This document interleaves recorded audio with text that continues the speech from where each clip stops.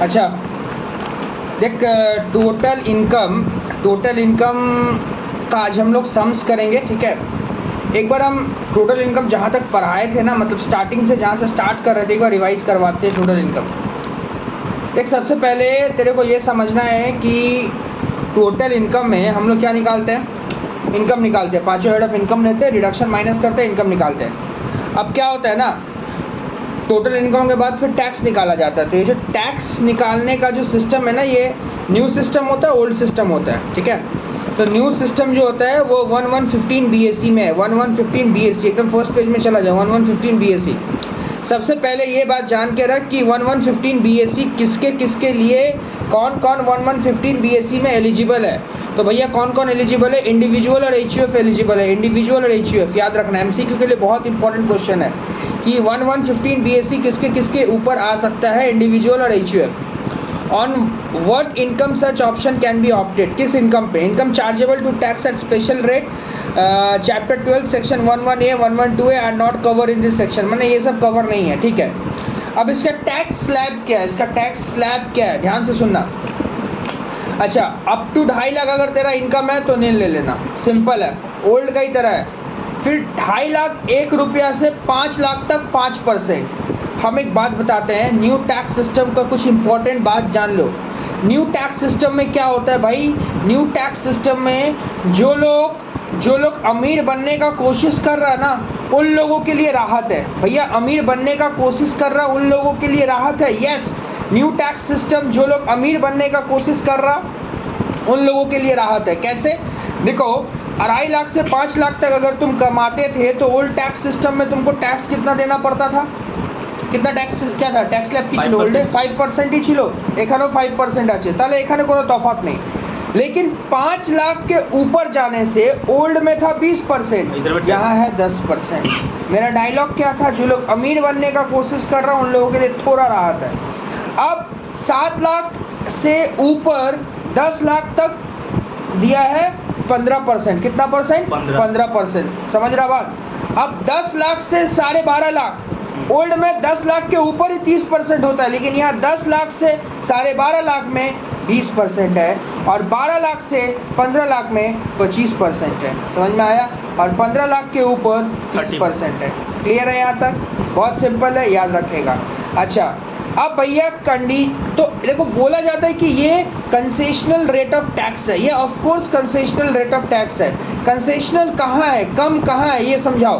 देखो ज़्यादा कहीं नहीं है बॉस, ज़्यादा कहीं नहीं है। अरे यार ज़्यादा कहाँ है बताओ। देखो ओल्ड में 2.5 लाख से 5 लाख तक का 5% था, यहाँ भी तो वही है। 5 लाख के ऊपर कितना परसेंट था, 5 लाख के ऊपर कितना परसेंट था, 20% था। यहाँ देखो तुम 5 लाख से 7.5 लाख में 10% है, और 7.5 लाख से 10 लाख में 15% है। तो कंसेशन हुआ ना, 15 वाला को कंसेशन मिला ना, तो इसीलिए इसको कंसेशनल, ये सब एग्जाम में MCQ में पूछा जा सकता है। तो कंसेशनल रेट ऑफ टैक्स आ गया। फिर बोला सर्टेन डिडक्शन और एग्जेम्पशन नॉट अलाउड। ये एक बुरा बात है न्यू टैक्स सिस्टम में कि आपको एग्जेम्पशन और डिडक्शन नहीं मिलेगा, नहीं मिलेगा, नहीं मिलेगा। अरे यार सब फायदा तुम ही ले लेगा। न्यू वाला अगर तुम ऑप्ट करता है तो न्यू वाला ऑप्ट करने से भैया मेरा टैक्स का बर्डन कम जाएगा क्योंकि रेट कम है, और डिडक्शन एग्जेम्पशन तुमको नहीं मिलेगा। तो कुछ कुछ प्रॉस होता है, कुछ कुछ कॉन्स होता है, पॉजिटिव नेगेटिव दोनों है। तो यही ओल्ड टैक्स सिस्टम का खासियत है कि टैक्स रेट तो कम है लेकिन एग्जेम्पशन डिडक्शन नहीं मिलता। This is a negative sign. कौन कौन सा एग्जेम्पशन डिडक्शन नहीं मिलता, सुनो। लीव ट्रैवल कंसेशन, देखो बोला यहाँ पर नहीं मिलता। हाउस रेंट अलाउंस नहीं मिलता है। एग्जेम्पशन फ्रॉम स्पेशल अलाउंस नहीं मिलता है। Daily allowance, exemption in case of minor child, जो कि ये क्लबिंग वाला प्रोविजन था 1500 रुपया वाला, ये भी नहीं मिलता। टैक्स हॉलीडे, ये सब नहीं मिलता है, नहीं मिलता है, साफ साफ बोल दे रहे हैं। While computing total income following deduction exemption would not be allowed, ये सब नहीं मिलता है, ये सब नहीं मिलता है, ये सब नहीं मिलता है, नहीं मिलता है, नहीं मिलता है, याद कर लेगा पूरा एकदम। अच्छा, और क्या नहीं मिलता है, सैलरी में जो रिडक्शन था, standard deduction, entertainment allowance, P tax नहीं मिलता है। हाउस प्रॉपर्टी में जो इंटरेस्ट सेल्फ ऑक्यूपाइड वाला था वो नहीं मिलता है। पीजीबीपी में न्यू टैक्स सिस्टम में एडिशनल डिप्रिसिएशन का डिडक्शन नहीं मिलता है। अच्छा, फिर तुम कंट्रीब्यूशन अगर करते हो नोटिफाइड अप्रूव रिसर्च एसोसिएशन या अप्रूव इंडियन कंपनी में या नोटिफाइड रिसर्च एसोसिएशन में या सोशल साइंस में या अप्रूव नेशनल लैबोरेटरी में तो नहीं मिलता है, ठीक है। अच्छा, इन्वेस्टमेंट जो कि linked tax incentive for specified business तो नहीं मिलता है। और एक्सपेंडिचर जो नोटिफाइड एग्रीकल्चरल प्रोजेक्ट में तो नहीं मिलता है। कैसे याद करेगा? हेड को याद करेगा और याद करेगा ये सब न्यू में नहीं मिलता है। अदर सोर्स में फैमिली पेंशन वाला नहीं मिलता है। और चैप्टर 6A में 80C से 80U जो एनपीएस वगैरह एम्प्लॉयमेंट न्यू एम्प्लॉय को हायर करने का था ना 80JJA, वो सब डिडक्शन नहीं मिलता है। समझिए, पूरा क्लियर है? क्लियर है। Prescribe allowance whose exemption is allowed, तो मिलता क्या है? तो क्या मिलता है? कौन सा डिडक्शन मिलता है न्यू टैक्स सिस्टम में? बोला है travelling allowance, daily allowance, conveyance allowance, exemption in respect of transport allowance जो कि ब्लाइंड डेफ के लिए 3200 रुपया था वो मिलता है। अच्छा, फुट परक्यूजिट एग्जेम्पशन भी नहीं मिलता है। समझ गए भैया? अच्छा, नेक्स्ट डेप्रिसिएशन और एडिशनल डेप्रिसिएशन मिलता है लेकिन एडिशनल डेप्रिसिएशन नहीं मिलता है। समझ में आया ना? अच्छा, लिखा हुआ है यहाँ पर साफ साफ। Next, certain losses not allowed to set off, कुछ लॉस का तो यह सेट ऑफ भी नहीं होता है। मतलब तुम्हारा न्यू टैक्स सिस्टम में लॉसेस का सेट ऑफ भी नहीं होता है यार। न्यू टैक्स सिस्टम में लॉसेस का सेट ऑफ भी नहीं हो सकता है। तो सेट ऑफ नहीं होगा तो क्या होगा? कैरी फॉरवर्ड कर लो, जब तुम ओल्ड ऑप्ट करोगे तब ले लेना। मान लो पिछला साल मेरा कोई लॉस आ गया था जो कि मेरा ओल्ड में था, ठीक है, उसको हम नेक्स्ट ईयर कैरी फॉरवर्ड किए, तो इस साल उसका सेट ऑफ तुम नहीं कर सकता है। तो कब करे? जब तुम ओल्ड में जाओगे तब करना। भैया ऐसा हो सकता है क्या? न्यू से ओल्ड, ओल्ड से न्यू होगा, लेकिन उस पर भी कंडीशन है। सुन क्या बोला, फिर इधर देख। While computing total income set off of any loss would not be allowed, साफ बोल दिया, कोई भी लॉस का सेट ऑफ अलाउ नहीं है। कैरी फॉरवर्ड और depreciation from any earlier assessment year if such loss और depreciation is attributable to any of the reduction referred. ये एग्जाम्पल हम दे रहे, HP लॉस हो गया, साइंटिफिक रिसर्च लॉस, ठीक है, अरेक्ट किया स्पेसिफाइड रिसर्च वाला लॉस, ये सब कैरी फॉरवर्ड नहीं होता है। अंडर हाउस प्रॉपर्टी में भी नहीं होता है। क्लियर है यहाँ तक? समझ गए? अच्छा, ध्यान से सुन। अच्छा, तो डेप्रिसिएशन का जो लॉस है उसका आप सेट ऑफ नहीं करने दीजिएगा। तो एक काम करिए, सुनिए, देखिए, टेंशन मत लीजिए, इसका एक उपाय बताते हैं। अगर आपको सेट ऑफ करने नहीं देता है तो एक सिस्टम बताते हैं, सुनिए।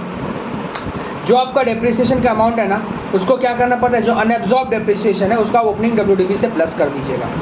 ओपनिंग WDV से प्लस कर दीजिएगा, वहाँ लिख लीजिए ओपनिंग WDV प्लस डेप्रिसिएशन। सुन देख, यहाँ एक एग्जांपल देके हम समझाएं। सुन, let us consider in the case mister X who acquired business of manufacturing of steel, he has unabsorbed depreciation on 1/4/20 which include amounts attributable to additional depreciation है 19-20 का एडिशनल डेप्रिसिएशन है, और any earlier previous year in respect of block of plant and machinery. If ये exercise option under section 1115 BAC में अगर जाना चाहता है तो डेप्रिसिएशन का क्या होगा 21-22 में?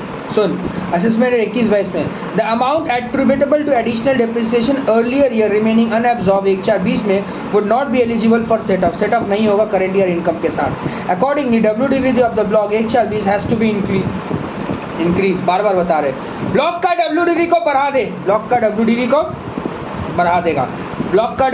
बढ़ा देगा। उसका ऊपर देख लिखा हुआ है, corresponding adjustment shall be made on the WDV of such block of the assets 1/4/20 in the prescribed manner.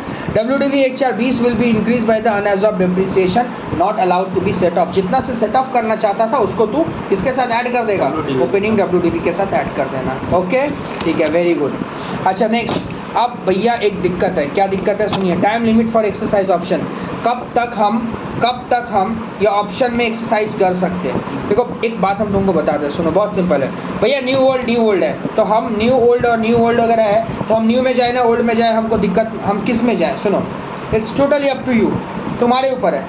और सुन लो भैया, एक साल हम न्यू में गए, फिर ओल्ड में जाना चाहते हैं, चले गए ओल्ड में, फिर न्यू में जाना चाहते हैं, फिर ओल्ड में जाना चाहते हैं। अरे यार, नाटक चल रहा है क्या?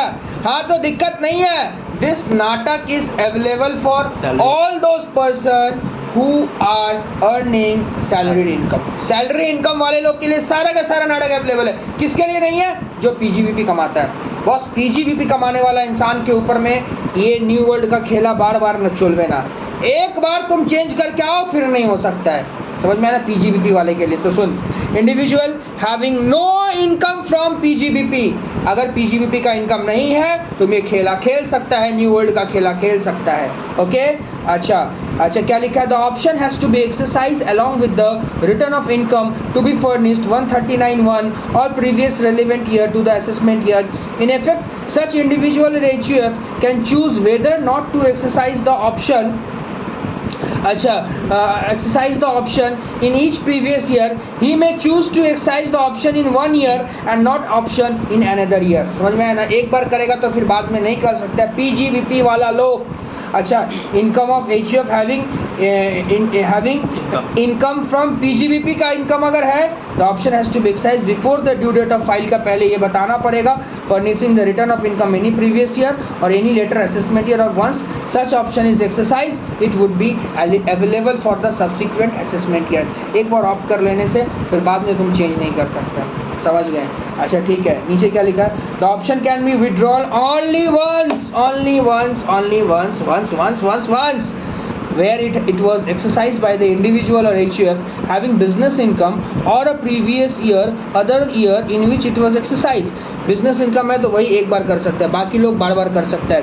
thereafter individual or HUF shall never be eligible to exercise option under the section except as such individual. भैया मतलब पीजीबीपी अगर कमाने लगे तो हम सिर्फ ओल्ड से न्यू में एक ही बार जा सकते हैं या न्यू से ओल्ड में एक ही बार जा सकते हैं. हाँ, लेकिन टेंशन मत लो, अगर तुमको चेंज करना है तो कर सकते हो, लेकिन जिस साल तुम चेंज करने जा रहे हो उस साल तुम्हारा पीजीबीपी का इनकम नहीं होना चाहिए. ठीक है. Ceases to have any business income which case option under. ठीक है, समझ गए. अच्छा, क्लियर है यहाँ तक? हाँ. नेक्स्ट क्या बोला? Consequence for failure to satisfy condition. अगर कंडीशन सेटिस्फाई नहीं किया क्या होगा? Individual having no income from business. अच्छा, ये सब रीडिंग मार लेगा, इनवैलिड हो जाएगा. यही सब बात बताया गया है. क्लियर है? अच्छा, अब इसके बाद अपने लोग आते हैं एएमटी. एएमटी क्या? Alternate minimum tax. Alternate minimum tax. ध्यान से सुनेगा. सुन, सबसे पहले एएमटी एप्लीकेबल किसके लिए? पहला नंबर बात, सारा एसएससी अदर देन कंपनी. मैंने कंपनी के ऊपर में एएमटी एप्लीकेबल नहीं है. बार बार हम बता रहे, कंपनी के ऊपर में एएमटी एप्लीकेबल नहीं है. Waste claim any deduction. हाँ सुन, लेकिन एएमटी पाने के लिए तेरे को ये 3 डिडक्शन में से कुछ भी एक डिडक्शन क्लेम करना पड़ेगा. क्या है वो? 80 RRB, 10 AA, 35 AD, 10 AA special नॉमिक zone का बात होता है या साइंटिफिक रिसर्च. ठीक है, 35 AD. तो एएमटी का डिडक्शन किसको मिलेगा? सबको मिलेगा, कंपनी को नहीं मिलेगा. लेकिन जिसको मिल रहा एएमटी का डिडक्शन उसको ये सब का सब डिडक्शन लेना पड़ेगा, तभी एएमटी का डिडक्शन मिलेगा, नहीं तो नहीं मिलेगा. समझ गया? ओके. अच्छा देख, नेक्स्ट एक्सेप्शन क्या है? This shall not apply to individual HUF AOP BOI. मतलब एप्लीकेबल नहीं है. रुको. इंडिविजुअल एचयूएफ बीओआई एओपी के लिए एप्लीकेबल नहीं है. हाँ, कब नहीं है? बोलने तो बात खत्म कर दो. एजेपी के लिए भी if the adjusted total income of such person does not income 20 lakh. मतलब इन लोगों के लिए एप्लीकेबल नहीं है. कब नहीं एप्लीकेबल होगा? इंडिविजुअल एचयूएफ एओपी बीओआई के लिए एप्लीकेबल कब नहीं होगा? अगर टोटल इनकम 20 लाख को एक्सीड नहीं करता है. मतलब 20 लाख से नीचे रहेगा तो एएमटी का डिडक्शन नहीं मिलेगा. 20 लाख के ऊपर जाएगा individual HUF AOP BOI AJP, तभी डिडक्शन मिलेगा. भैया कंपनी को कब डिडक्शन मिलेगा? मिलवे नहीं करेगा. समझ गए? अच्छा, इसका मतलब क्लियरली समझ गया कि इंडिविजुअल एचयूएफ एओपी बीओआई को अगर डिडक्शन चाहिए तो 20 लाख के ऊपर जाना पड़ेगा total income. Okay, very good. Next soon. The above exception is not applicable in case of firm and LLP. Boss, form और एलएलपी के लिए कोई भी एक्सेप्शन एप्लीकेबल नहीं है. मतलब ये एक्सेप्शन एप्लीकेबल नहीं है. फॉर्म और एलएलपी के लिए ये एक्सेप्शन एप्लीकेबल नहीं है. इसका अर्थ ये होता है कि अगर आप फॉर्म हो, अगर आप एलएलपी हो, तो आपका टोटल इनकम अगर 20 लाख नहीं भी क्रॉस किया है then also you can get the deduction of AMT। समझ में आ गया? समझ में आया बात क्या बोले? इसका मतलब 20 लाख का लिमिट किसके लिए? Individual, HUF, AOP, BOI, AJP। लेकिन फॉर्म और इंडिविजुअल को अगर चाहिए तो उसके लिए 20 लाख का कंडीशन एप्लीकेबल है। जस्ट थॉरोली रीडिंग और कुछ नहीं मांगता है, ठीक है। अच्छा, AMT का स्टेप क्या है? सुन, बहुत सिंपल स्टेप है। सबसे पहले जैसे तू टैक्स लायबिलिटी निकालता है वैसे निकालना। उसके बाद एडजस्टेड टर्नओवर निकालना है। एडजस्टेड टर्नओवर कैसे निकलता है? टोटल इनकम ले लेना, उसमें ऐड कर देना तू क्लेम डिडक्शन जो कि 80 RRB में लिया है, ठीक है। 35 AD वाला ऐड करना, लेकिन उसके साथ डेप्रिसिएशन माइनस कर देना। 32 वाला एडिशनल डेप्रिसिएशन का बात नहीं हो रहा है यहाँ।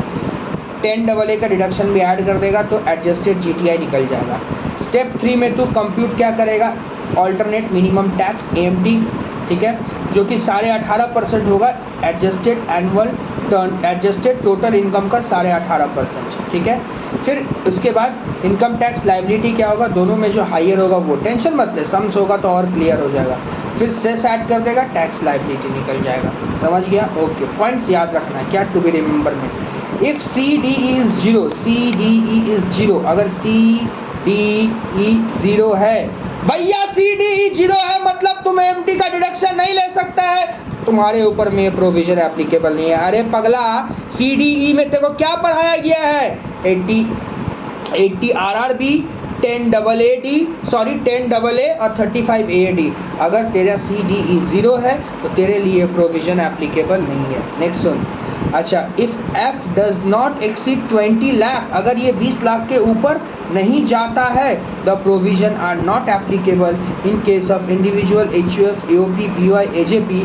However provision is applicable for LLP। Boss, LLP के लिए 20 लाख मत चेक करना, लेकिन इंडिविजुअल, HUF, AOP, BOI, दूसरा बार बोल दिए ये बात, इंडिविजुअल, HUF, AOP, BOI के लिए अगर 20 लाख क्रॉस ना करे तो AMT का प्रोविजन एप्लीकेबल नहीं होगा। Next, further the provision of AMT would also not apply in case of individual और HUF opting for concessional rate of tax under section 115 BAC। सीधा सा बात है बॉस, सुन लो, बहुत सिंपल बात है। अगर आप न्यू टैक्स सिस्टम में जा रहे हो तो आपको AMT नहीं मिलेगा।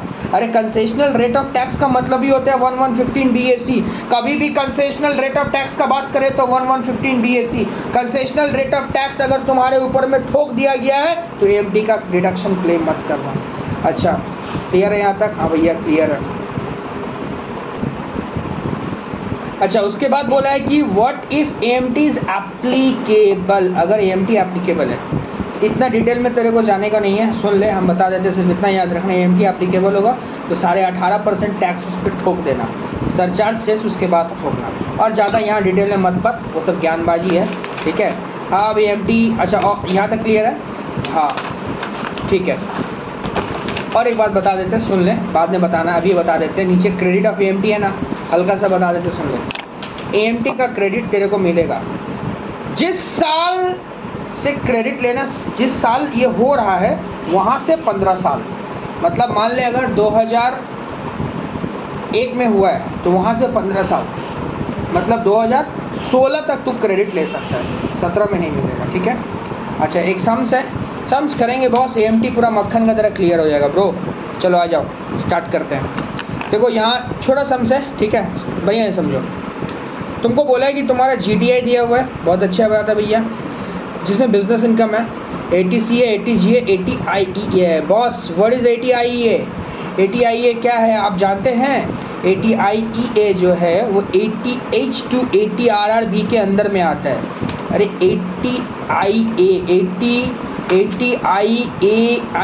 जो है वो 80H और 80 RRB का ऊपर आता है, मतलब बस टेंशन मत लो, AMT मिलेगा। अरे यार ये वाला सेक्शन नहीं देता भैया, AMT एप्लीकेबल ही नहीं होता, सम 0 हो जाता। सुन, अच्छा ध्यान से सुनेगा, ओके, सुन ध्यान से, एकदम सिंपल, बढ़िया समझेगा। सबसे पहले कैसे इसको, कैसे प्रेजेंटेशन कैसे करेंगे हम लोग, सुन। 1 2 3 4 5, तो 5 कॉलम बना लेगा, ओके, 5 कॉलम बना लेगा, ठीक है। अच्छा 5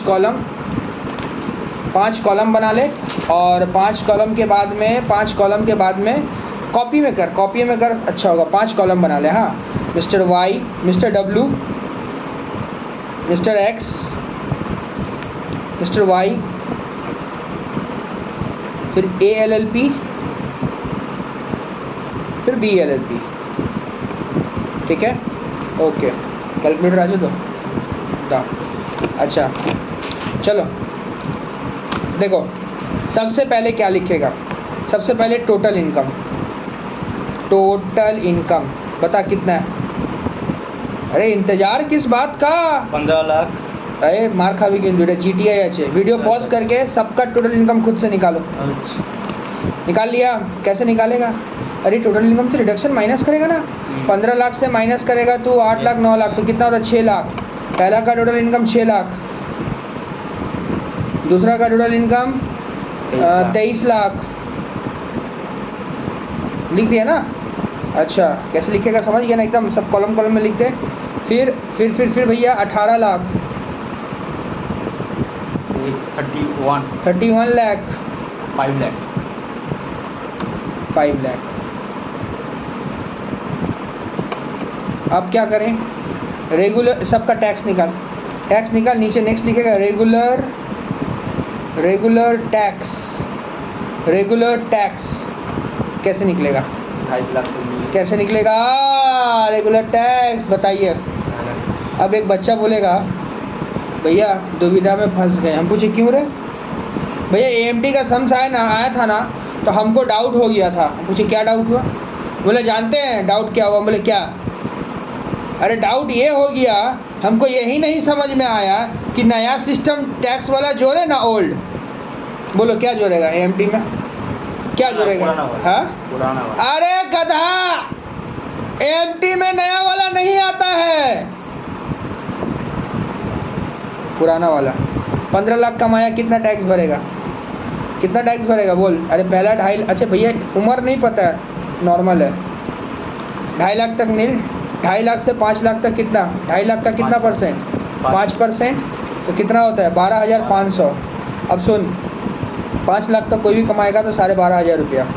अच्छा फिर उसका बाद नेक्स्ट 5 लाख का, अरे ये कितना कमाया भाई? 15 लाख कमाया, तो नेक्स्ट 5 लाख का 20%, तो कितना होता है? 1 लाख।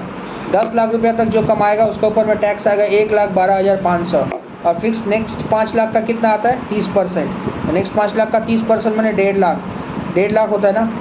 1.5 लाख ना, तो 1,12,500, 1,12,500 1,12,500 प्लस 1.5 लाख।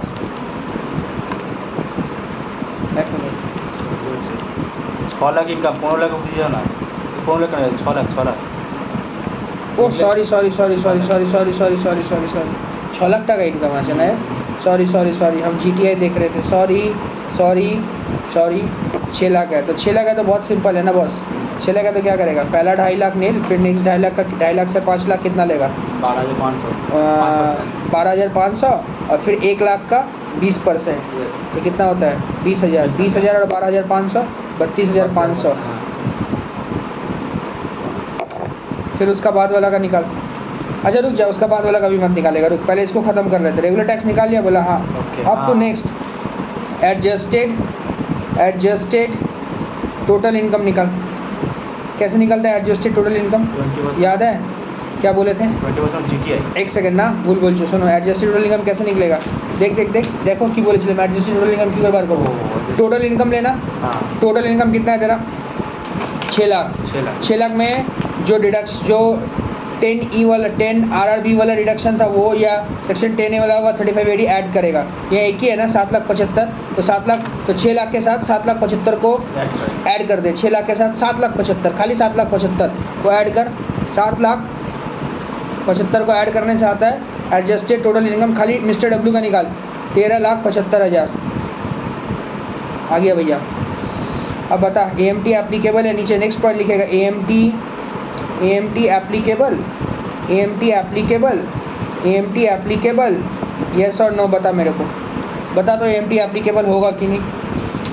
बोल तो AMT एप्लीकेबल होगा? अब AMT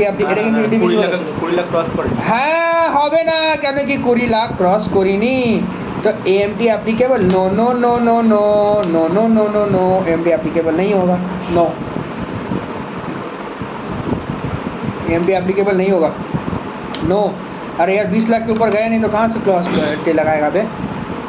अच्छा नेक्स्ट, तो अब मेरे को आप टैक्स बताइए, तो इसका टैक्स क्या लेगा तू, रेगुलर वाला लेगा ना, रेगुलर वाला लेगा ना, रेगुलर वाला ही लेना पड़ेगा क्योंकि एमटी का तो कोई टैक्स ही नहीं है। तो टैक्स लिख, फिर नेक्स्ट कॉलम में टैक्स, टैक्स कितना है 3,25,000 ही था ना, सॉरी 32,500, सॉरी 32,500। उसमें फिर प्लस कर देगा 4% हेल्थ और एजुकेशन सेस, 4% हेल्थ और एजुकेशन सेस। 32,500 में 4% प्लस कर दे 1,300 रुपया होता है। कितना आ रहा है ऐड करके 33,800। बोलो क्लियर है। अच्छा भैया मिस्टर एक्स का खुद से करना पे, रेगुलर टैक्स बता। 23 लाख कमाया ये, 23 लाख पे कैसे बताएगा। सुन 10 लाख तक था, 10 লাখ तक কত ছিল গো, 10 লাখ অবধি ছিল 1,12,500 টাকা, তাই তো। হ্যাঁ তারপরে আরও 13 লাখ, 13 লাখের উপরে কত হবে 30%, 13 লাখের 30% 3,90,000, 3,90,000 প্লাস 1,12,500 কত টাকা হচ্ছে ভাই, কত হচ্ছে 502500। अरे 10 लाख तक 1,12,500 याद रखना, 502500 रेगुलर टैक्स 502500। अच्छा অ্যাডজাস্টেড টোটাল ইনকাম কত বেরোবে, বেরোবে না, বেরোবে অ্যাডজাস্টেড, বেরোবে না কেন, বেরোবে লেকিন যা টোটাল ইনকাম আছে সেটাই, কেন কি এখানে তো 80 আই কিছুই নেই, ঠিক আছে। তাহলে এখানে কত লিখবো 23 লাখ টাকা। এবার আবার আমাকে বল এমটি অ্যাপ্লিকেবল হবে, ইয়েস অর নো, নো। কেন নো, কেন কি এখানে তো ওই তিনটে যে ডিডাকশন বলেছিলাম সেটা না থাকলে এমটি চলে না। MT no. ট্যাক্স কত আছে, ট্যাক্স কত ওই 502500, 4% ऐड করে दे हेल्थ और एजुकेशन सेस। देखते बच्चों प्रोविजन याद रहेगा तो सम्स कितना आसानी से बनेगा। हाँ भैया ऐड करके कितना आ रहा बताओ, ऐड करके आ रहा है 522,600। ঠিক আছে, হ্যাঁ ঠিক আছে। আচ্ছা নেক্সট আসো মিস্টার ওয়াই 18 লাখ টাকা ইনকাম, ট্যাক্স বলো।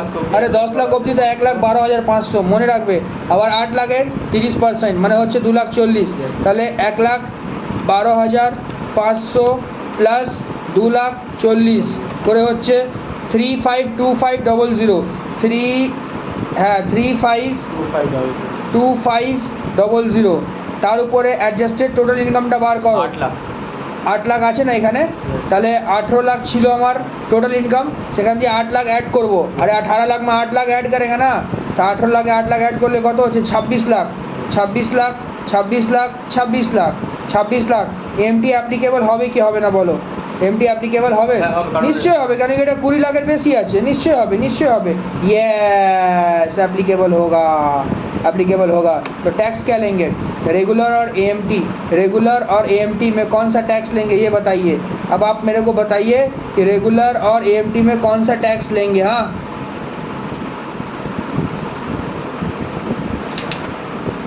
अच्छा तो 18.5% ले, 18.5%। अरे एएमटी एप्लीकेबल है, यस। तो टैक्स कितना आएगा यहाँ पर, रेगुलर टैक्स आप मत दीजिए, रेगुलर टैक्स नहीं लीजिए, रुकिए वेट करिए।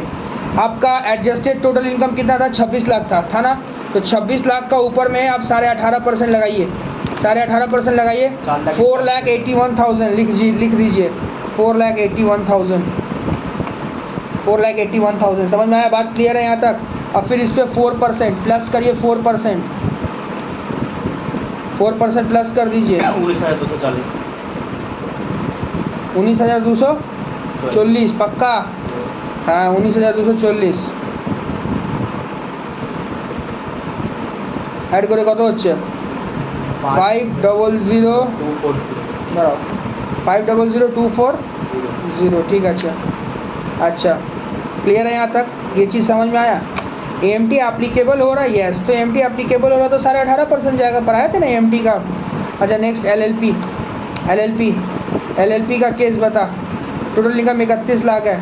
अच्छा रेगुलर टैक्स, फिर वो यार आई से 5 का खेल रहा बे, मारेंगे। इंडिविजुअल के लिए था यार वो, एलएलपी का ऊपर सीधा 30%, भूल गया। पार्टनरशिप फॉर्म एलएलपी के ऊपर में 30% स्लैब रेट लगाने जा रहा है। 31 लाख का ऊपर में 30% ठोक दे, कितना आता है 9,30,000 रेगुलर टैक्स का कॉलम में 9,30,000। एडजस्टेड टोटल इनकम निकाल, एडजस्टेड टोटल इनकम वही होगा 31 लाख। अरे बाबा 80 नहीं है, 31 लाख। अच्छा 31 लाख ले लिया, हाँ ले लिया। एमडी एप्लीकेबल होगा, एमडी एप्लीकेबल होगा? ये इधर तो नहीं होगा, नहीं होगा, नहीं होगा, no no no no no. अच्छा टैक्स क्या आएगा? वही आएगा, टैक्स क्या आएगा? वही आएगा 9,30,000। सेस जोड़ो भैया, यहाँ भी सेस, हाँ ऑफ कोर्स सेस 37,200।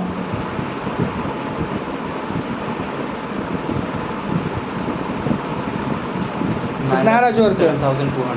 967200। समझ रहा बात, समझ रहा? ठीक है एकदम। लास्ट वाला रेगुलर टैक्स, फिर एलएलपी है। हाँ अब गलती नहीं करेगा, हाँ अब गलती नहीं करेगा। रे बाबा स्लैब मत लगाएगा एलएलपी फॉर्म पे। भैया कंपनी रहता तो एमटी आता, एमटी कंपनी के ऊपर एप्लीकेबल है ही नहीं। समझ गया?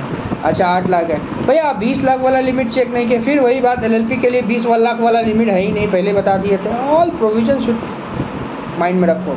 अच्छा तो बोलो बोलो बोलो बोलो बोलो। टोटल इनकम 5 लाख, 5 लाख का 30% कितना होता है? 1.5 लाख। ठीक है। अच्छा एडजस्टेड टोटल इनकम कितना होगा? बोलो एडजस्टेड टोटल इनकम कितना होगा? एडजस्टेड टोटल इनकम बोलो कत হবে? एडजस्टेड टोटल इनकम কত? আরে 5 লাখ আছে তো, এখানে কি অ্যাড করবে? 80 আই তো একটাই আছে, 2 লাখ অ্যাড করে দাও। 5 লাখ প্লাস 2 লাখ 7 লাখ, 7 লাখ।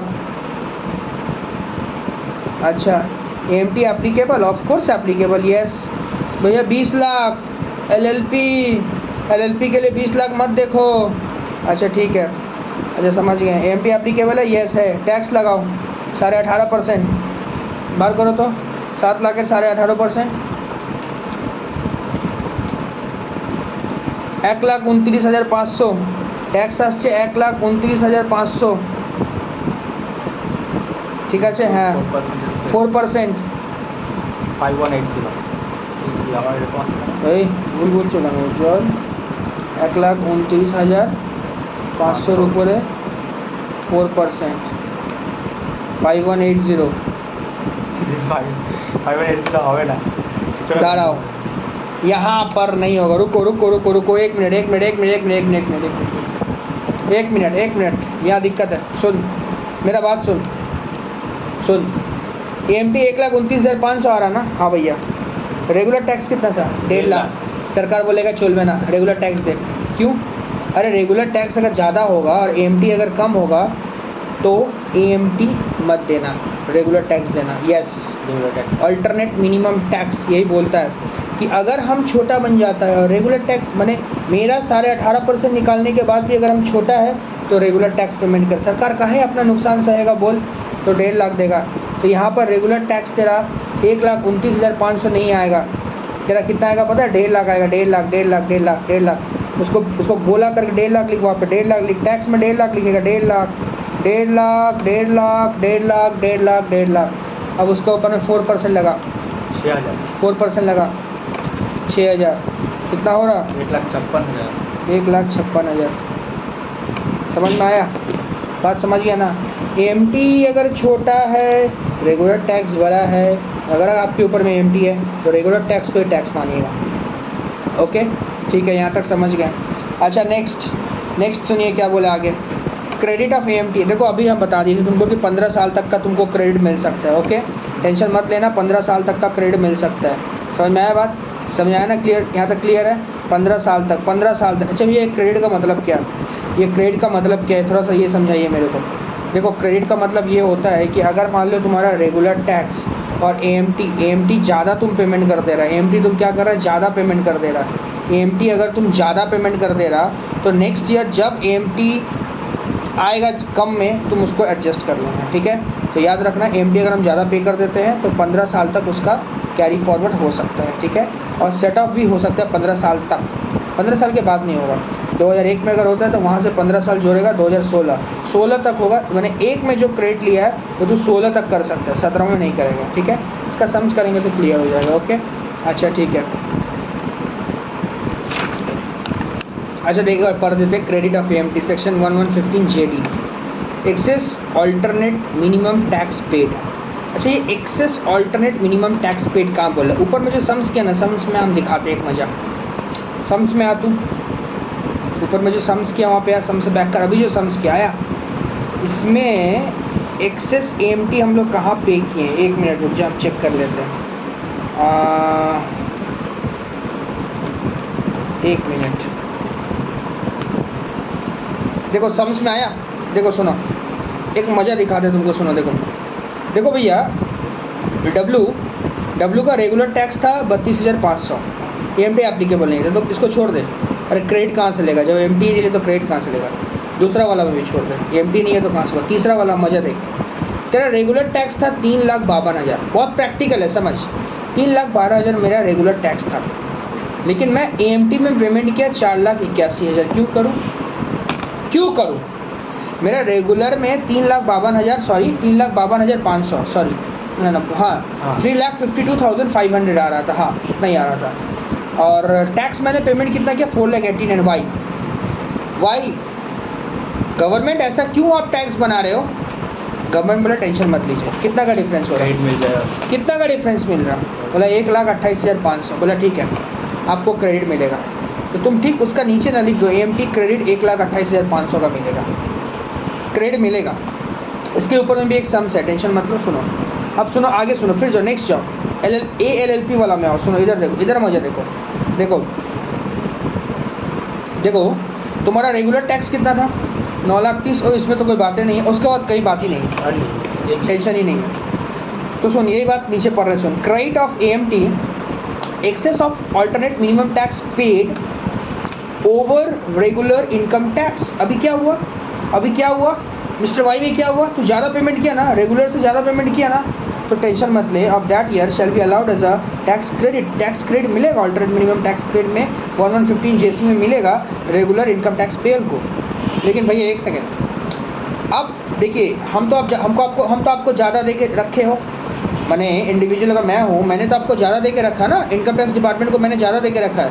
तो क्या आप मेरे को इसका जो एग्जेम्पशन है, मैंने इसका जो क्रेडिट है, वो मेरे को मान लीजिए 5 साल बाद दोगे, तो क्या उस 5 साल का मेरे को इंटरेस्ट दोगे? नहीं, AMT पे इंटरेस्ट नहीं मिलता है। No interest shall be payable on tax credit allowed.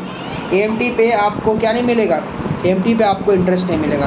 देखो, इनकम टैक्स का रिफंड का पैसा अगर अटका हुआ है तो उस पर तुमको मिल जाएगा इंटरेस्ट, लेकिन AMT पे तुमको इंटरेस्ट नहीं मिलेगा। Next, the amount of tax credit determine shall be carry forward and set off in the subsidy. Set of चलते रहेगा आगे तक, मैक्सिमम 15 साल तक है। समझ में आया? ठीक है। So the tax credit shall be allowed as set off in the year in the regular. अच्छा, कब होगा? कब क्रेडिट ले सकते हैं? in a year when regular tax become payable by the SSC to the extent of AMT। जब तुम regular tax payment AMT तक करोगे। In other word, after setting of the AMT credit, माने AMT क्रेडिट को set of करने के बाद tax liability of that year can not be less than AMT। बहुत बड़ा बात है। अभी इस पर सम्स होगा तो इस चीज़ को पकड़ लो, इस चीज़ को फिर से पकड़ो, पढ़ते सुनो। तुम्हारा AMT का क्रेडिट तुम सेट ऑफ कर लिया, सेट ऑफ करने के बाद में जो तुम्हारा टैक्स लाइबिलिटी आएगा वो AMT से कम नहीं होना चाहिए। फंसा दिया। मान ले तेरा जो भी आ रहा है उससे तू क्रेडिट ले लिया, क्रेडिट लेने के बाद में जो भी टैक्स लाइबिलिटी आ रहा है उससे तू AMT का क्रेडिट ले लिया, और AMT का क्रेडिट लेने के बाद में AMT को छोटा कर दिया, नहीं होगा। साफ बोला देख। To the extent, in the other word, after setting off AMT credit tax liability of the year can not be less than AMT। माने AMT से नीचे नहीं हो सकता है। माइनस करने के बाद चेक करना, माइनस करके मान ले तो माइनस करने के बाद 20,000 है और तेरा AMT है 15,000, नहीं क्रेडिट ले सकता है फॉर दैट ईयर, उस साल तक नहीं ले सकता है, फिर नेक्स्ट साल का इंतजार कर। The excess of regular tax AMT is the amount of maximum set off permissible tax credit even adjusted turnover does not exceed 20 lakh. हाँ सही बात है, 20 लाख के ऊपर नहीं जाएगा तो भी नहीं मिलेगा। यहाँ नीचे क्या बोला है? टैक्स लाइबिलिटी 1115 JC 500 रुपया, मैंने 500 का क्रेडिट दिया है। रेगुलर टैक्स लाइबिलिटी कितना? 1,000। तो तुम मेरे को बता दो कितना का AMT क्रेडिट मिलेगा? 500। AMT क्रेडिट कुछ नहीं मिलेगा। क्यों बोलते हो? तेरा टैक्स लाइबिलिटी कितना है यहाँ पर? 1,000 रुपया। चीज़ को समझ, टैक्स लाइबिलिटी कितना है? 1,000 रुपया है, और AMT कितना है? 1115 JC में 500 रुपया है। तो AMT क्रेडिट यहाँ कुछ नहीं मिल सकता। बात को समझो, AMT क्रेडिट यहाँ नहीं मिल सकती क्योंकि ज़्यादा नहीं है ना। AMT क्रेडिट नील है। AMT क्रेडिट नील लिख दो, नील। ठीक है। अभी पूरा दुख दूर हो जाएगा, क्रेडिट का ऊपर एक सम्स हो जाएगा, दुख दूर हो जाएगा। और एग्जाम्पल नंबर 3 में आओ, देखो सुनो क्या बोला एग्जाम्पल 3 में। बोला ईयर 1 में मेरा लाइबिलिटी है अंडर सेक्शन 1115 जेसी में 2000 रुपया, ठीक है। Regular tax 1000। सुनो कॉलम बना ईयर 1, तीनों एक साथ मार लेंगे। ईयर 1 छोटा छोटा करके लिख। अच्छा ये ऐसे कॉलम बनेगा ईयर 1, ईयर 2 का 2 कॉलम बनेगा। ईयर 1 सबसे पहले ईयर 1 का एएमटी कितना है बता, 2000। रेगुलर टैक्स कितना है, 1000। लिख लिया। तेरा टोटल टैक्स लाइबिलिटी कितना आएगा, ऑफकोर्स दोनों में जो भरा है वो। अब यहाँ पर मजा देगा सरकार, एएमटी 2000 आपको दे रहे हैं हम। क्यों दें, क्यों दें, क्यों 2000 दें, टेंशन मत लीजिए ना, 1000 का कैरी फॉरवर्ड हो जाएगा। तो नीचे लिखिए एएमटी क्रेडिट 1000 कैरी फॉरवर्ड, ठीक उसके नीचे लिखना AMT credit 1000 carry forward. Clear है, ईयर 1 कंप्लीट। अब ईयर 2 का कॉलम में जो एएमटी कितना है 2500, टैक्स लाइबिलिटी कितना है 5000। टोटल टैक्स लाइबिलिटी क्या देगा, रेगुलर वाला देगा 5000। अब मेरा बात सुन, रेगुलर वाला तो 5000 दिया ना, हाँ हाँ भैया खुजली हो रहा, क्या खुजली हो रहा भाई, सेट ऑफ करेंगे कर। कितना ज़्यादा दिया था, 2000 ज़्यादा दिया था भैया, 2000 माइनस कर दे, 2000 माइनस कर दे। अभी क्या बोले थे, 5000 से अगर तू 2000 माइनस करेगा तो कितना हो जाएगा, 5000 से 2000 माइनस करेगा तो कितना हो जाएगा, 3000 हो जाएगा। मेरा बात सुन, अभी अभी हम तेरे को क्या पढ़ाए थे, अभी उस लाइन को फिर से एक बार पढ़। क्या बोला सुन, यहाँ पर क्या बोला फिर से पढ़। After setting off AMT credit tax liability of that year can not be less than the AMT for that year. 5000 से अगर तुम 2000 माइनस कर देता है तो कितना बचता है, 3000 টাকা থাকছে তো। 5000 থেকে তুমি 2000 টাকা মাইনাস করলে কত থাকবে, 3000 रहेगा ना। हाँ तो देख 1000 कैरी फॉरवर्ड हुआ था ना, वो 1000 तो ये माइनस कर दे, 5000 से 1000 माइनस करेगा तो कितना आएगा 4000। तो तेरा नेट टैक्स लाइबिलिटी कितना आ जाएगा, 4000 आ जाएगा ईयर 2 का, ठीक है। अब ईयर 2 में और एक बात बोला है, क्या बोला सुन, अगर तेरा एएमटी है 25, कितना एएमटी कितना है, हाँ एएमटी 2500 पकड़, एएमटी 2500, रेगुलर टैक्स कितना है 5000 है, रेगुलर टैक्स 5000 है। टोटल टैक्स लाइबिलिटी कितना हो रहा है, 5000 रुपया हो रहा। हाँ। अच्छा अब बोला है कि भैया आपको 3500 का हम क्रेडिट दे रहे हैं, लीजिए लीजिए लीजिए लीजिए लीजिए जल्दी लीजिए, 3500 का क्रेडिट लीजिए, ठीक है ठीक है ठीक है ठीक है। एक मिनट 3500 का क्रेडिट ले रहा तू, 5000 माइनस 3500 कितना हो रहा है, 1500 हो रहा ना। मेरा बात सुन, मेरा बात सुन, मेरा बात सुन, तेरे को क्या बोला गया था, तेरे को क्या बोला गया था, तेरे को क्या बोला गया था, याद कर उस बात को। After setting off AMT credit tax liability of that year can not be less than AMT. अगर तू 3500 माइनस कर देता है तो कितना बचता, 1500। मतलब टैक्स लाइबिलिटी एएमटी से कम हो जा रहा है ना।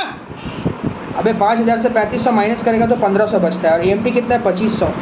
हाँ तो चलेगा नहीं केस, नहीं चलेगा।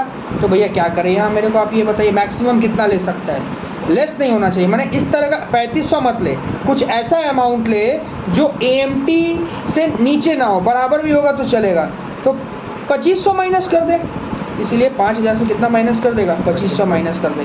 5000 से 2500 माइनस करेगा तो कितना आएगा, नेट टैक्स लाइबिलिटी 2500 रुपया आएगा तेरा, कितना आएगा 2500 रुपया आएगा। एएमटी कितना है 2500, बच गए। समझ में आया बॉस, लॉजिक समझ में आया यहाँ पर, क्या बोले, क्लियर है। तो यही सिस्टम है सम्स का, ओके ठीक है चलो। अच्छा नॉट चलो, एक और सम्स होगा अभी।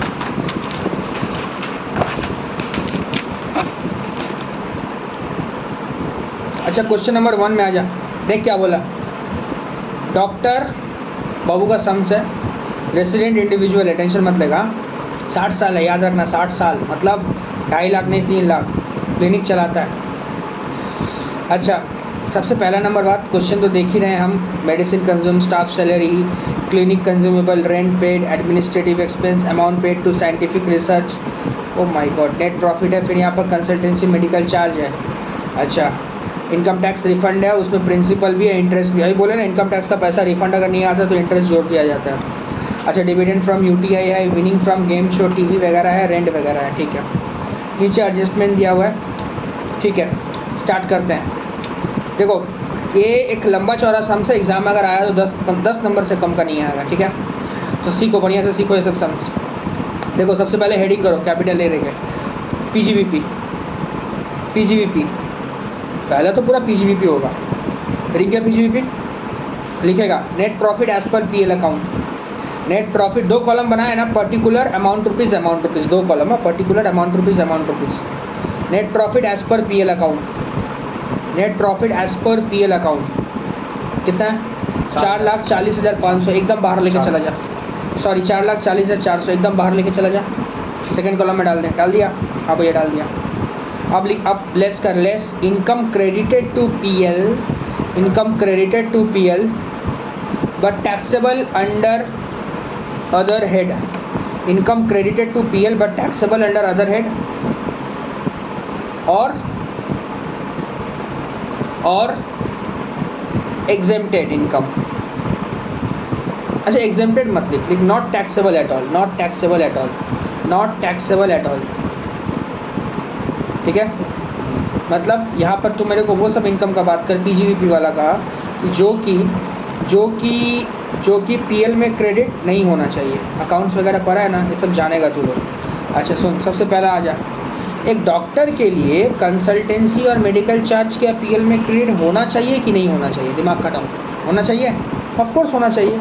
अरे मेरा पीएल में ट्यूशन फीस क्रेडिट नहीं होगा तो डॉक्टर के लिए कंसल्टेंसी और मेडिकल चार्ज क्रेडिट नहीं होगा? होगा भैया, छोड़ दो उसको। इनकम टैक्स रिफंड कौन बोला क्रेडिट होना चाहिए? नहीं होना चाहिए, तो लेस करो। अच्छा लिखो number one income tax refund 5450, first column में लिखना 5450। अब ये कहाँ जाएगा बोल तो, कौन सा हेड में जाएगा? ये बिजनेस हेड का इनकम नहीं है, तुम डाल दिया, गलत डाला। कहाँ डालना चाहिए? अदर सोर्स में। ब्रैकेट में लिख दे IFOS। इससे फ़ायदा ये होगा जब IFOS बनाएगा तो सीधा वहाँ उतार लेना। उसके बाद नेक्स्ट क्या? डिविडेंड फ्रॉम, हाँ ये भी IFOS से। हाँ Dara dividend from unit of UT, ये भी माइनस कर, ये भी माइनस कर, ये भी IFOS का इनकम है, माइनस कर। माइनस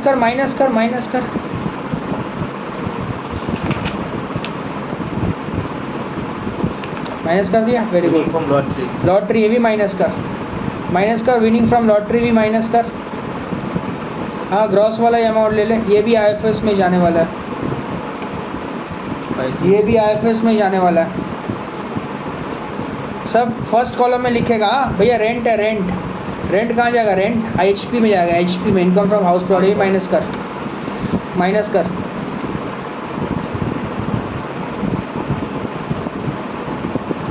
लेस लिखा ना, ठीक है, अच्छा काम किया। ऐड कर दो तीनों को, 54,550, 5450, 27,000, 19,500, 10,000 কি বলছো? ডিভিডেন্ড কত ছিল গো? 10,000 সরি 10,000 ছিল, 35,000 আর কত ছিল? 35,000। কত হচ্ছে যোগ করে বাইরে নিয়ে যাও? 77,450।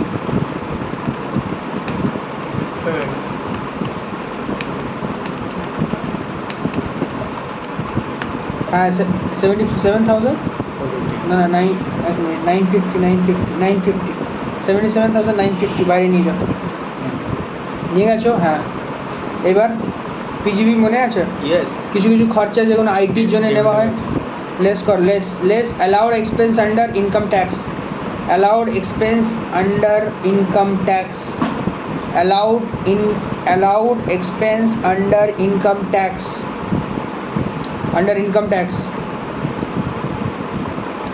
अच्छा डेप्रिसिएशन सुन, डेप्रिसिएशन क्या बोला है डेप्रिसिएशन के बारे में? पॉइंट नंबर 1 में रेंट पेड है, छोड़ दे। क्लिनिकल इक्विपमेंट ठीक है, डेप्रिसिएशन यहीं से निकलेगा। अच्छा क्लिनिकल इक्विपमेंट 5 लाख है, 5 lakh.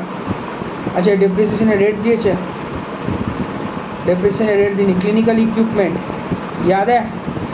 Depreciation under section 32(1)(2), 32 subsection 1 subsection 2, sorry 32 subsection 1 clause 2 15% rate छिलो क्लिनिकल इक्विपमेंटेर ऊपर। बोलेছে কি?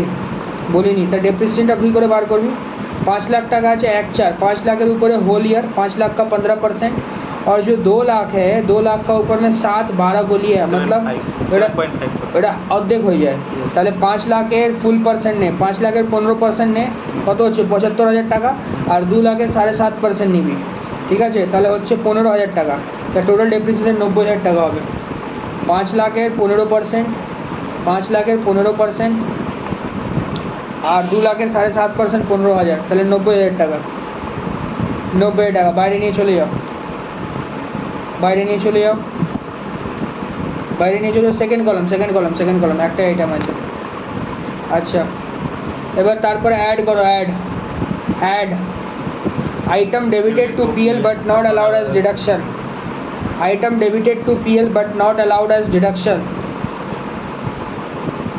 Item debited to PL but not allowed as deduction. तुम पीएल का डेबिट तो कर दिया लेकिन इस सब पे तुमको डिडक्शन मिलने वाला नहीं चाहिए था। अच्छा सबसे पहले देखो तुमको 3 नंबर पॉइंट में बोला है कि अच्छा नहीं 1 नंबर पॉइंट में बोला, 1 नंबर पॉइंट में जो रेंट पेमेंट किया ना वो 30,000 रेसिडेंशियल हाउस के लिए कर दिया। अरे यार हमको तो लगा धंधा का रेंट है उसी डिडक्शन दे दिए, तुम रेसिडेंशियल का हाउस बोल रहा, डिडक्शन नहीं मिलेगा। चलो हाँ लिखो, ऐड लिख दो, rent not allowed it is for residential house, rent not allowed it is for residential house, rent not allowed it is for residential house. लिख दिया? कितना 30,000 रुपया अंदर में रखेगा। अच्छा फिर सैलरी है, सैलरी अभी भूल जा, फिर लोन लिया वो भी भूल जा, ट्यूशन फीस छोड़ दे, और क्या है भाई, और क्या रहे, अमाउंट ऑफ 28,000 रुपया has been paid by cheque for medical insurance premium, ये भी अभी छोड़ दे, ये सब डिडक्शन है बॉस, ये सब डिडक्शन है बॉस। और कुछ है क्या, और कुछ है तो नहीं दिख रहा। अच्छा मेरे को 3 नंबर पॉइंट में एक चीज़ दिखा, rent receive relates to a property situated at Surat, gap जिसका 27,000 था उसका म्यूनसिपल टैक्स 2,000 रुपया था, has been included in administration expense. My god, administration expense को मैंने बिजनेस का खर्चा माना था उसीलिए मैंने डिडक्शन दे दिया। ये बेटे लोग क्या किया, एडमिनिस्ट्रेशन एक्सपेंस के नाम पे वो जो एक घर था सूरत का वो भी मतलब क्या किया था, सूरत वाला घर रेंट मिला था ठीक है कोई बात नहीं, लेकिन वो तो आईएचपी में जाना चाहिए था, उसका म्यूनसिपल टैक्स बेटा उसमें घुसा दिया। तो हटा के उसको ऐड बैक कर दे। म्यूनसिपल टैक्स कितना था, 2,000 रुपया। समझ रहा है ना ऐड बैक क्यों कर रहे हैं, बिकॉज ये तो आईएचपी का है। यहाँ क्या कर रहा है देखो, MT paid for Surat house treated under IHP, MT paid for Surat house treated under HP 2,000 बाहर लेके जा, 32,000 रुपया बाहर लेके जा। हिसाब कर तो कितना आ रहा, हिसाब कर कितना आ रहा, तो आ गया ना 304,450, 304,450। हाँ भैया आ गया। इसके बाद ए नंबर कंप्लीट। तो ये पीजीबीपी का भी सम हम लोग कर लिए यहीं। नेक्स्ट बी नंबर में आईएचपी, यदि आईएचपी यहाँ तेरे को गैप निकाल के दे दिया, अच्छा काम किया। गैप अंदर में लिख दे 27,000, गैप अंदर में 27,000 लिख, और उसको ठीक है वहीं छोड़ देना, अंदर में तू लिखना 27,000, माइनस कर एमटी म्यूनसिपल टैक्स माइनस कर 2,000, नैव 25,000 रुपया माइनस करके अंदर में नैव लिख 25,000, अंदर में 25,000 नैव, बेतोरे 25,000 टका नैव लिखो, नैव लिख, नैव, अरे नैव लिखना रे। अच्छा minus standard deduction under section 24A 30% ले ले, 7,500, 7,500 माइनस करके बाहर लेके जा, 17,500 हो गया। अब आओ, अरे सैलरी लिया था, सैलरी हेडिंग करो income from salary. Next C, income from salary 7,500 रुपया पर मंथ उसको हॉस्पिटल में से सैलरी मिला था, तो सैलरी फ्रॉम हॉस्पिटल अंदर में लिखना 7,500 इंटू 12, 7,500 इंटू 12 90,000 रुपया अंदर में लिखना, ठीक है। इस पर स्टैंडर्ड डिडक्शन देना 50,000 का, less standard deduction under section 16(1)(a) subsection 1A 50,000, 16(1)(a) capital है, हाँ स्मॉल 1A 50,000 मुनेड़ा पे स्टैंडर्ड डिडक्शन 1A मुकुंदपुर से चलता है 50,000, बाहर 40,000, ठीक है। अब डी नंबर देगा, अदर सोर्स लिखेगा, अदर सोर्स में क्या क्या लेगा बोल तो सुन, डिविडेंड आएगा तेरा 10,500 का, और टीवी लॉटरी में 3500 मत लिख, 35,000 मत लिखेगा, वो पूरा अमाउंट लिखेगा, ग्रॉस वाला अमाउंट। टीडीएस ऐड करके 15,000, और आईटी रिफंड का इंटरेस्ट भी आता है, तो तीनों ऐड करके बाहर लेके जा और टोटल कर दे। टोटल करके GTI निकाल, कितना आया बोल। अरे IT रिफंड का खाली इंटरेस्ट लिया ना, प्रिंसिपल अमाउंट क्यों ले रहा बे। IT रिफंड का जो इंटरेस्ट आता वही मेरा इनकम है, तो IT रिफंड का इंटरेस्ट 450, डिविडेंड जो था वो 10,500 और वो टीवी शो वाला था 50,000, बाहर गया होगा 60,950 और टोटल ऐड करके GTI आ रहा है आपका 4,22,900। ये GTI आ गया GTI आ गया। आप डिडक्शन ले ले चैप्टर 6A में, लिख less deduction under chapter 6A, less deduction under chapter 6A।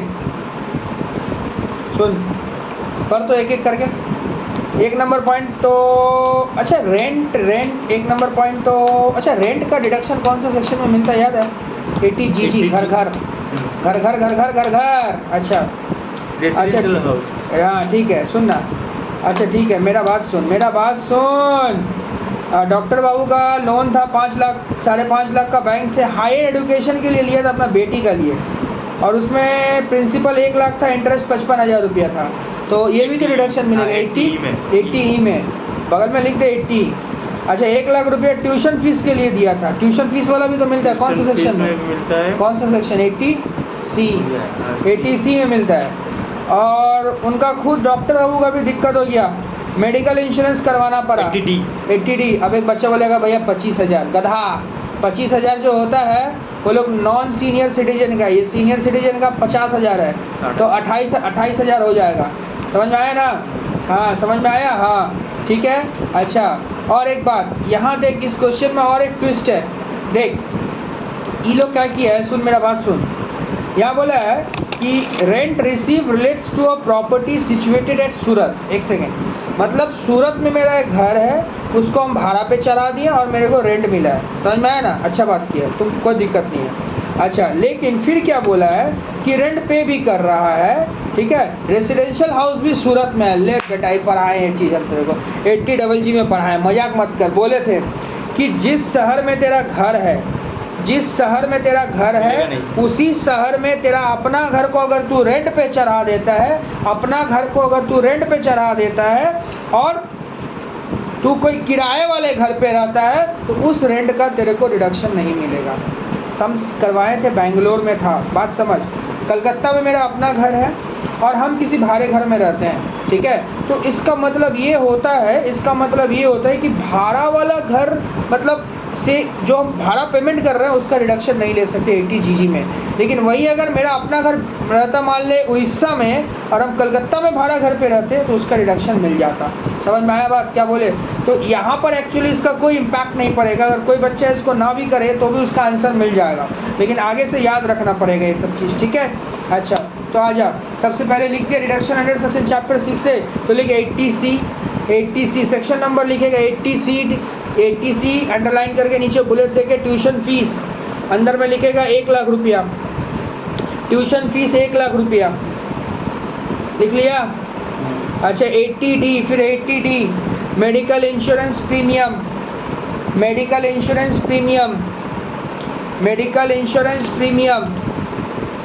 लिख। Fully allowed since SSC is resident senior citizen, ठीक है 28,000। फिर 80E interest on loan for higher education, principal amount का रिडक्शन नहीं मिलता है, इंटरेस्ट अमाउंट का रिडक्शन मिलता है। इंटरेस्ट 55,000 अंदर में रखेगा, 55,000 सब अंदर में रखना ना। 80GG का कुछ भी नहीं मिलेगा, यहाँ लिखना बे, लिखना एग्जाम में तो कोई बात नहीं है, लिख 80GG नील ब्रैकेट देके लिख। Deduction not available, SSC is owing a property in a place of work that is सूरत। अरे SSC काम भी करता है सूरत में, वहाँ उसका अपना घर भी है और भाड़ा वाला घर भी है, तो भाड़ा घर का रिडक्शन नहीं मिलेगा। यही अगर बोलता है कि ये उसका मान ले, अगर वो उसका अपना घर है अलग जगह किसी अलग स्टेट में, तो फिर उसको मिल जाता। तो नील। तो टोटल डिडक्शन कितना आ रहा है, हिसाब कर तो बॉस। 1,83,000 आना चाहिए, 1,83,000। टोटल इनकम माइनस करके निकाल, 2,39,900, 2,39,900 टोटल इनकम। ठीक है, 2,39,900 टोटल इनकम। तुमको यहीं तक पूछा है, हम बोलते हैं इसका टैक्स भी निकाल, कितना रुपया टैक्स देना पड़ेगा। नील आएगा। हाँ, जानता हूँ। तो आवाज़ दे रहा है कितना एकदम नील आएगा, बोला डीम नील आएगा, नील आएगा। नहीं आएगा नील, क्यों? 2,39,900 है तो 2.5 लाख का, 3 लाख है तो सीनियर सिटीजन। यही तो मज़ा है ना। कॉपी का बीच में लिख 2,39,000, नया फ्रेश पेज में जा, फ्रेश पेज में जा, लिख कॉपी का मिडिल में 2,39,900। अरे पगला, विनिंग फ्रॉम लॉटरी है, उसके लिए बेसिक एग्जेम्पशन लिमिट चेक नहीं किया जाता है। ये सब पढ़ाए हैं, 30% टैक्स देना पड़ता है। तो लिख विनिंग फ्रॉम टीवी शो। कत टाका जीते चिले? अच्छा, 2,39,900 से 2 एरो निकाल, 2 एरो निकाल, 2,39,900 से 2 एरो निकाल, 2 एरो निकाल, 2 एरो। ओके, निकाला 2 एरो। पहला एरो जो लेफ्ट हैंड साइड है उसमें लिख winning from TV show 50,000। Winning from TV show लिख के 50,000 लिख दे। 50,000 जीता है ना, 50,000 का नीचे अंडरलाइन कर दे, मैंने बंद कर दे। फिर लिखेगा टैक्स एट द रेट 30%। दूसरा कलर। हाँ, कोথায় लिखलो 50,000, এখানে लिखो, उसका हिसाब निकाल। टैक्स एट द रेट 30%, 115 बीबी, 115 बीबी कितना आता है? 15,000, लिख 15,000। 15 बीबी नहीं, 194 बीबी। अरे TDS छिलो बस, 15,000। हाँ, प्लस सेस 4%, 600 रुपया, प्लस सेस 4% 600 रुपया। तो टैक्स लायबिलिटी कितना आया? 15,600। अब एक बच्चा बोलेगा रिबेट दीजिए ना, 5 लाख से नीचे मारेंगे तबड़ा सीधा कर देंगे। ये सब पे रिबेट मिलता है गधा। 15,600। लेकिन सरकार ने कितना TDS काट के रखा है? 15,000 रुपया। तो माइनस कर, अबे 15,000 TDS तेरा नहीं काटा था, नहीं बोला है तो माइनस का TDS 15,000। क्यों लो 4% ऐड करो, 600 টাকা ऐड करो। हाँ, 15,600 টাকা। এখানে 50,000 নিচে লাইন টানো না। হ্যাঁ, 15,600 টাকা আসছে, দেখো 15,600। তার মধ্যে TDS কত জমা করে দিয়েছি? 15,000 TDS जमा कर दिए। Minus TDS 15,000। तो टैक्स कितना पेमेंट करना पड़ेगा अब मेरे को? 600 रुपया। अगर तेरे को कंप्यूटेशन ऑफ टैक्स बोल दिया तो ये करना पड़ेगा, और नहीं भी करना पड़ा तो प्रैक्टिकल लाइफ में तो करना ही पड़ेगा ये सब। अच्छा, अब अदर इनकम का क्या हिसाब होगा? अदर इनकम कितना बचा? 2,39,900 से 50,000 माइनस चल गया तो कितना बचा? 1,89,900। लिख अदर इनकम बोल के, अदर इनकम 1,89,900। इस पे टैक्स नहीं लगेगा क्योंकि ये बेसिक एग्जेम्पशन लिमिट को क्रॉस नहीं किया। Nil tax, nil nil nil nil nil nil nil. Tax has not has nil tax has not crossed basic exemption limit, not crossed basic exemption limit. ठीक है, चलो ठीक है, ओके।